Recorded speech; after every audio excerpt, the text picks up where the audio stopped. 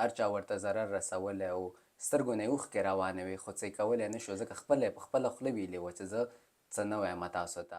مروه جانې په کال 1940 کې په ایټالیا کې یوه سربیان آرټسټه وه نوم یې و مرینا ابراموویچ. صحیح. هغې وغوښتل د انسان په رویه باندې یوه څېړنه وکړي. د هغې څېړنې مقصد دا و چې مثلا کله قانون نه وي، کله سزا نه وي، کله مسؤلیت او اصول نه وي، نو انسان تر کوم حده پورې تلی شي. صحیح. هغې د ریتم زیرو په نوم باندې یوه ټولنیزه تجربه په یو هنري ګالرۍ کې ترسره کړه. ریتم زیرو په نوم باندې هغې دې ګالرۍ ته رسنۍ هم راغوښتې، عام وګړي هم راغوښتل او یو میز یې کېښودو. په میز باندې 72 توکي ایښي وه. صحیح. هغې کې ښه توکي هم وو، هغې کې ډېر داسې ګواښونکي او ویرونکي توکي هم ایښي وه. لکه څنګه؟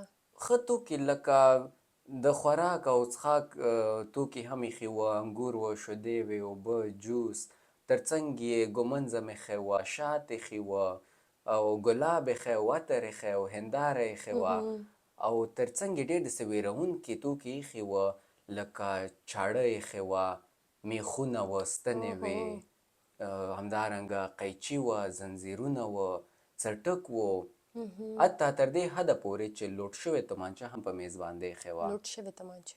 بلکل.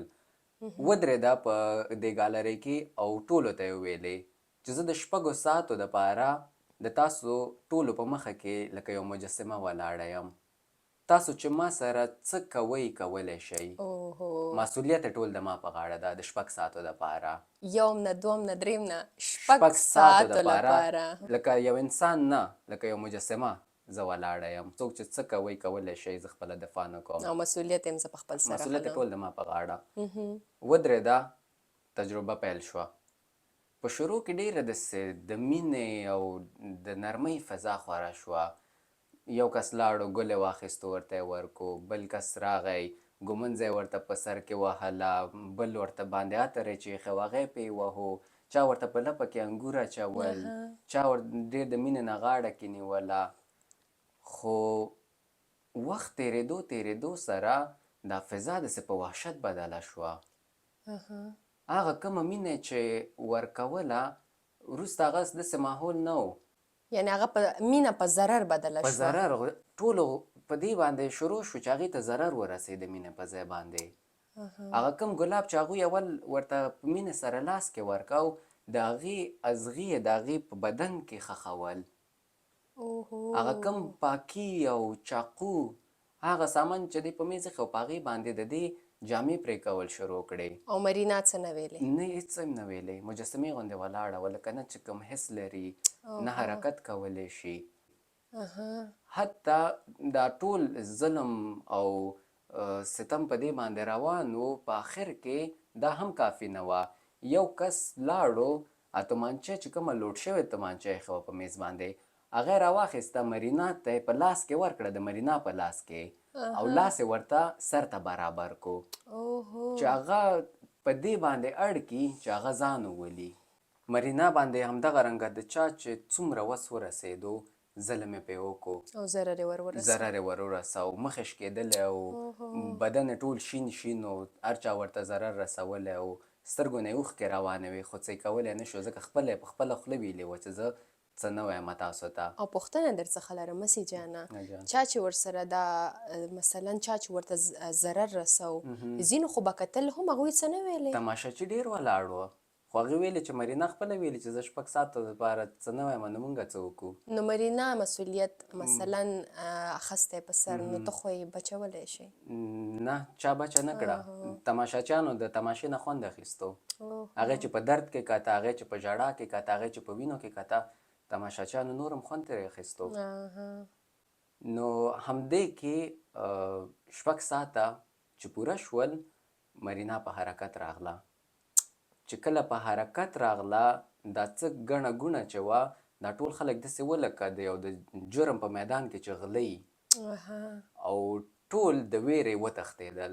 ځکه چې خپل عمل ورته معلوم و، ټولو ته خپل ګریوان کې معلوم و چې موږ څه وکړه، د دې خو پایله ښه نه وي.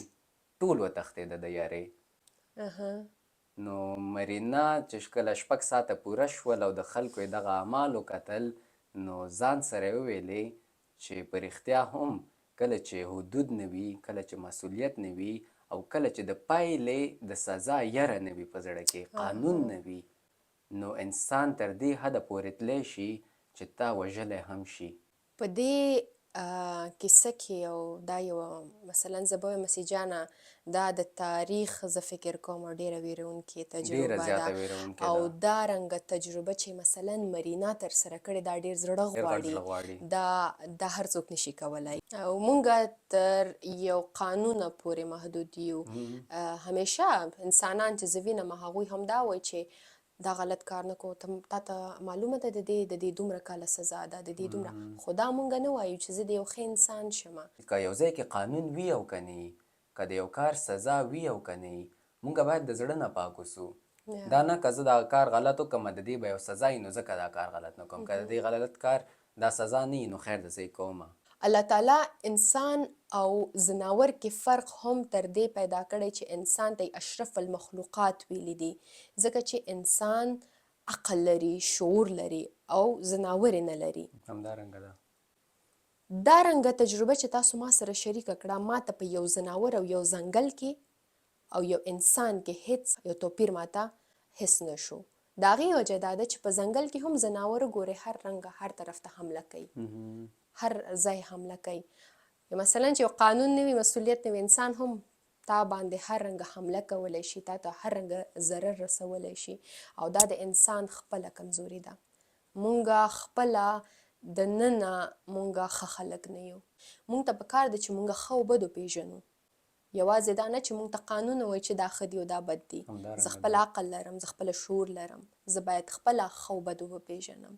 زه چې ځان سم کړم ټولنه به سمه شي. او یو بله خبره هم وه مسیح جانه چې تاسو ذکر وکړه چې هلته خلک ولاړ ول او خوند یې اخیستو، د مرینا ته چې دغې خلکو ضرر رسوو هغوی خوند اخیستو، خندلې، دا یې نه کول چې راشي او هغوی ته ووایي چې مه کوئ. مسؤلیت خو مرینا پر سر اخیستی و، خو دا هم د یو انسان من حیث یو انسان دا د انسان یوه مسؤلیت دی چې څوک بد کوي د هغې لاس ونیسي چې مه کوه. همدغه رنګه ده. هغې خلکو کولی شو چې لکه که مرینا ویلي مو چې مسؤلیت یې د ما په غاړه، په انسان کې خو بیا هم پکار دومره انسانیت وي چې یو بل کس د یو بد کار نه منې کړي. هغوی که خپله دا په خپل زړه کې هم دا یو احساس نه و هغې دپاره چې هغه په تکلیف کې ګوري، هغه په ژړا کې ګوري، ښه د سترګو تر وړاندې نور خلک دې ته ضرر رسوي او ټولو کتل ورته او تماشه یې کول او خوند یې ترې اخیستو. دا رنګه وضعیت زه زیات وینم. نن سهار مې یو خبر لوستو، دغه رنګه یوه پیښه شوې وله. اسپتال کې یو هلک ځي او یو نرسه راغلي د ټولو مخه کې هغه یې وژني او خلک ورته ګوري، ځینې ویډیوز جوړوي او ځینې ترې تښتي. نو زه زیاتره وخت دلته هم که مونږ وګورو مسیح جانه چې یو پیښه وشي ټول ورته ګوري، ټول ویډیوز جوړوي، موبایل هغه خپل د لایکس او د ویډیوز د کامنټس دپاره، شیرز دپاره هغه نه کوي چې هغه انسان یا په تکلیف کې ویني هغه بچ کړي، د هغې مرسته وکړي، د هغې ویډیوز جوړوي، خوند ترې اخلي. انسانیت لنډه کې دا ووایم انسانیت مړ شوی غوندې ده. هر څوک خودغرضه دي، د بل په تکلیف کې هم خپله فایده ګوري. صحیح وایي. چې دې کس سره دغسې بد عمل روان ده نه کوي چې هغه بچ کړي. هغه څنګه چې تاسو ویلې موبایل ورته رانیسي، ویډیو ته یې کوي که زه دا ویډیو په خپل سوشل میډیا باندې یا ټولنیزو رسنیو باندې زه اپلوډ کړم نو کیدای شي ما ته به پې ویوز راشي، ما ته به پې لایکس راشي، زما خپل اکاونټ به پې مخکې شي. دا نه چې یو بل انسان سره مرسته وکړي، هغه د یو خطر نه بچ کړي. نشته داسې احساس نشته. نه نشته داسې احساس. موږ باید کله هم تر دې حده پورې بې حسه ونه اوسو چې یو انسان سره بد کیږي، یو انسان سره بد رواني، موږ باید د هغه ظالم لاس ونیسو. همداسې ده. نه چې موږ ووایو دې کې د ما کار نشته، زه ولې دا بچ کړم، یا د خپل ځان مسؤل خپله دی هغه، کله هم نه.